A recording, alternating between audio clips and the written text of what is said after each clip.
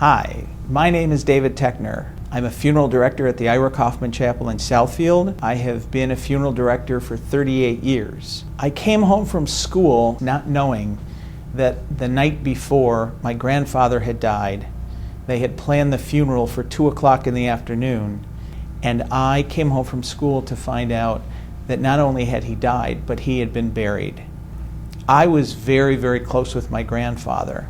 Never did I receive a very good response from my parents as to why I wasn't at the funeral, and I was the youngest of 3 boys, and neither one of my brothers were there. The truth of the matter was, my parents had no idea what to say, how to say it, and how to educate me in terms of what it is that Jews believe happens when somebody dies. What happens when a person dies? Where do they go? I didn't know anything about where he was buried. I think I was working at the chapel when I was about 15, 16 years old that I finally found out what cemetery he was buried. It was just not talked about. And I said to myself, if I'm going to devote my life to becoming a funeral director, I need to be true to myself, because I knew how painful that experience was for me, and I wanted to make sure that if it was going to happen to somebody else, it wasn't going to be because I didn't try to at least educate their parents and educate their kids into what happens when a person dies. What do Jews believe? What happens behind the scenes at the funeral home?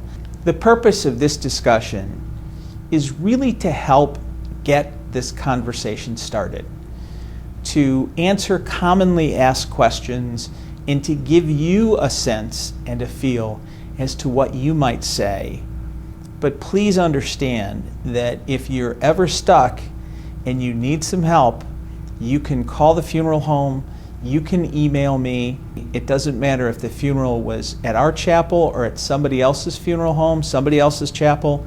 Feel free, because from my experience, I really would like to see whatever happens, that it be done correctly, that it be done openly, and that it be done honestly, because I've been on the other side of that situation where my parents didn't know what to say, so they said nothing.